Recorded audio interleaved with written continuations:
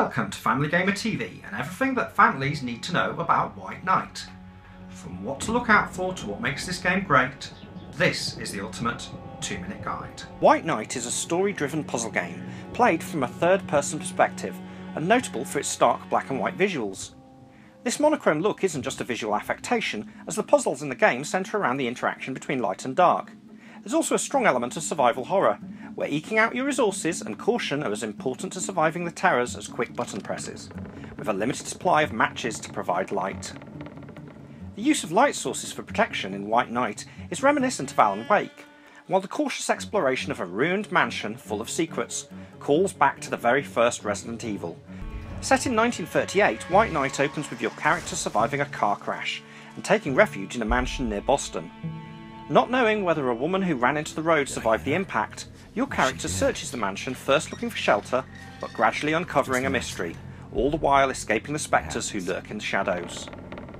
Awesome Studio is a new French developer formed to develop mature, story-led video games by veterans of Eden Games, who developed the fifth Alone in the Dark game. White Knight is available for download on PS4, Xbox One and PC, priced £11.99 or $16.99. Potential buyers might want to consider that this is a single-player narrative game, and therefore may have limited replayability. In the UK and Europe, PEGI rates the game at 12 for frequent mild violence and mild swearing. The game's rating authority expand on their PEGI details by saying that the violence in the game is unrealistic, with no depictions of harm or injury, and during an attack the game will fade out to the game over screen, which shows a silhouette of a hand holding a knife. However, the GRA also states that White Knight contains some stronger scenes, including a woman pulling a knife from her body. However, as with the rest of the game, this is depicted in a heavily stylised, abstract manner. All gameplay is in the same surreal black and white style, and as such there is never any graphic detail. White Knight is strongly influenced by the earliest game in the survival horror genre, Alone in the Dark, as well as film noir and the jazz music of the 1930s.